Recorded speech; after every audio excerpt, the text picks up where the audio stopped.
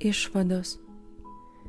Turime labai vertinti ir branginti antgamtinį gyvenimą, jo pradmenį, pašvenčiančiąją malonę, su visomis kitomis ją lydinčiomis antgamtinėmis dovanomis. Juk tai gyvybė, kuri artimai mus jungia su Dievu ir daro panašiais į jį. Tai gyvybė nepalyginamai vertingesnė už prigimtąją mūsų gyvybę. Jei sielos gyvenimas yra daug vertingesnis už kūno gyvenimą, tai krikščioniškasis gyvenimas yra nepalyginamai vertingesnis už sielos gyvenimą.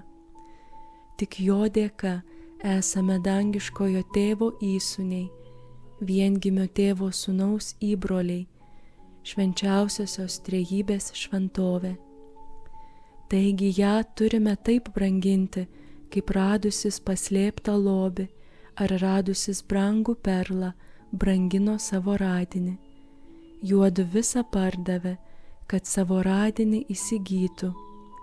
Tad ir mes turime nieko negailėti, kad tik mūsų krikščioniškasis gyvenimas būtų pilnatviškesnis, tobulesnis. Nei žemėje, nei visoje visatoje nėra tokių gerybių, kurios galėtų prilygti pašvenčiančiosios malonės vertei. Tad kaip neprotingai elgiasi tie, kurie dėl menkniekių atsižada pašvenčiančiosios malonės, darydami sunkią nuodėmę, arba išstato save į pavojų ją prarasti, lengvabūdiškai darydami mažas nuodėmes. Kai žmogus turi tokį turtą, jis daro visą, kad jo neprarastų. Dar daugiau, jis rūpinasi jį padidinti. Panašiai turime ir mes elgtis su pašvenčiančiąja malone, su savo krikščioniškuoju gyvenimu. Turime būti labai rūpestingi, kad kas nors jo iš mūsų neišplėštų. Dar daugiau, turime rūpintis, kad jis augtų mumyse iki savo amžiaus pilnatvės.